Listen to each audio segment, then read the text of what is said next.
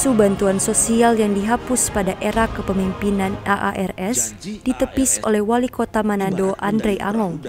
Dialog Tabea Manado yang diadakan di Manado Bay belum lama ini, Angong menyebut bantuan sosial yang diberikan sama rata bagi seluruh warga Manado adalah kurang tepat. Mengingat angka kemiskinan kota Manado berdasarkan data Badan Pusat Statistik hanya 5% lebih. Harus pas. Lalu kita harus pastikan dia tepat sasaran. Menurut data BPS, kemiskinan di kota Manado itu 5% lebih lah. Nggak sampai 6% saat ini. Kalau kita kasih bansos semua, seperti ilustrasi tadi lah coba. Kalau kita kasih bansos semua, itu udah artinya 94% tidak tepat sasaran. Salah sasaran itu. Nah jadi ini repes nih. Bagaimana kita pastikan bansos ini sampai ke orang yang benar-benar susah. Karena susah ini ada beberapa kategori. Ada yang benar-benar susah. Ada yang merasa susah. Padahal tidak susah tapi merasa susah. Ada yang pura-pura susah. Nah, seninya kita ini kita harus memastikan dia benar-benar sampai ke yang benar-benar susah.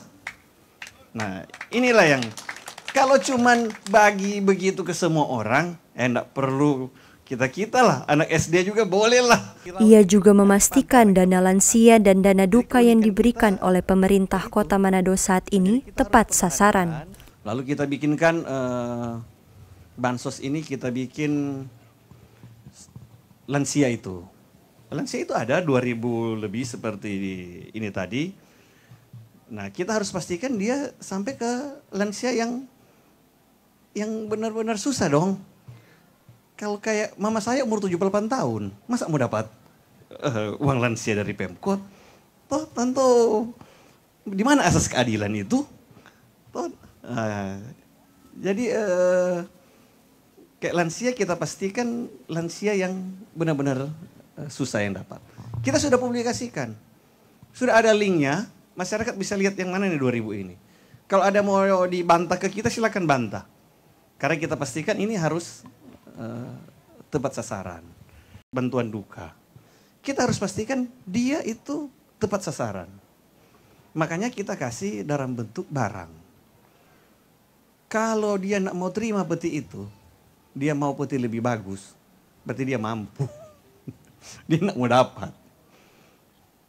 Tuh, nah jadi lalu itu orang bikin kebijakan yang sulit diselewengkan.